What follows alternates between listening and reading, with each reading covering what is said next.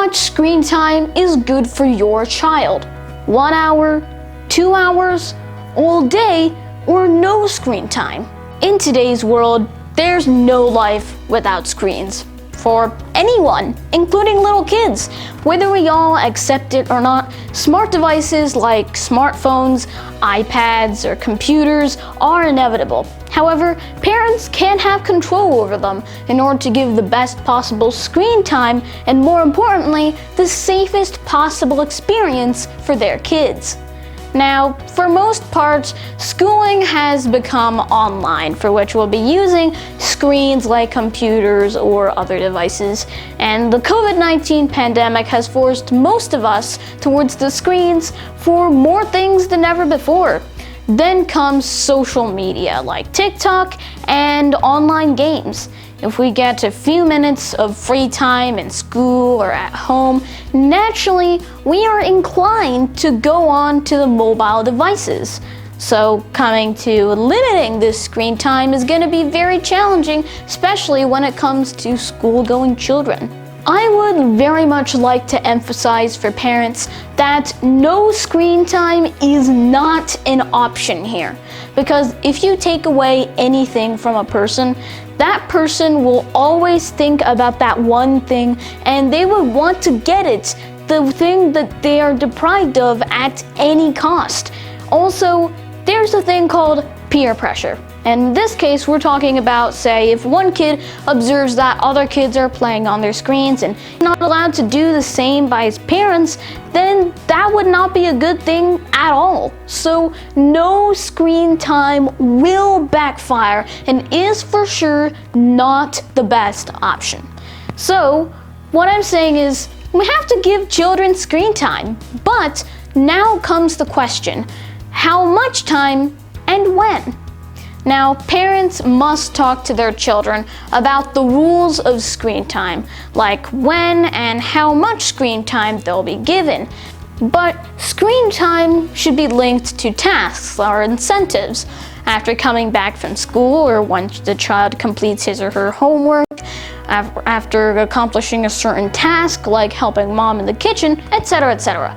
For example, after coming back from school, you'll be given 30 minutes of screen time, and then if you complete the homework, if you study for 2 hours again, and then another 45 minutes, so on, like that. Or after completing the exams, 2 hours to a max of 3. But all of this should be controlled 100% by parents.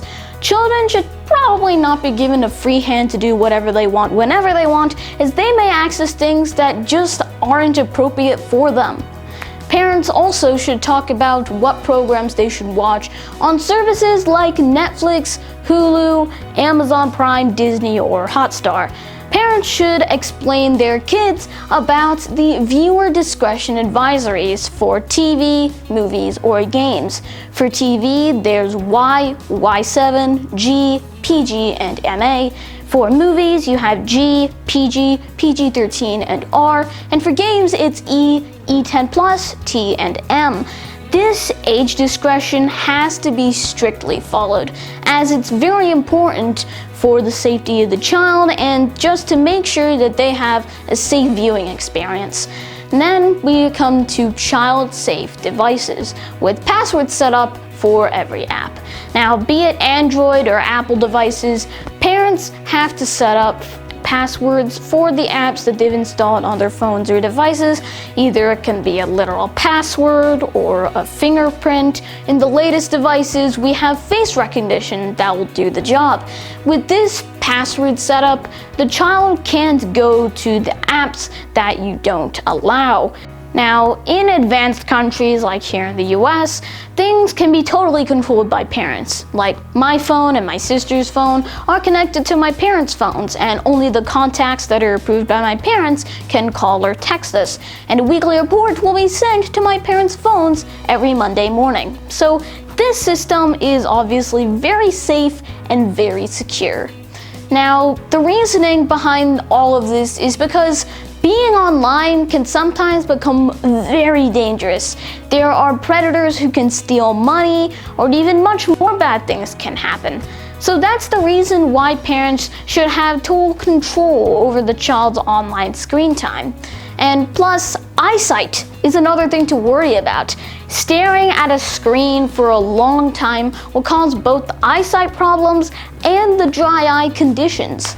So overall, on an average day, kids should not be given more than 2 to 3 hours of playtime on the screens, but sometimes there can be exceptions.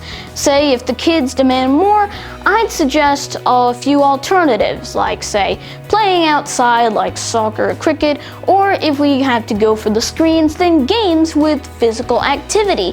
An example being Wii Sports, which is, well, it's literally a game about sports, so there's a lot of physical activity involved. And for the Nintendo Switch, there's games like Ring Fit Adventure, etc., etc. So these are games with physical activity, and this is very important to help get the child's health going well, especially when it comes to exercise. So this is something that I'd recommend. In conclusion, no screen time is definitely not good. It's not the right option. Going balanced is the best option, and don't forget to talk with your kids about it. And that is all about how much screen time to give to your children.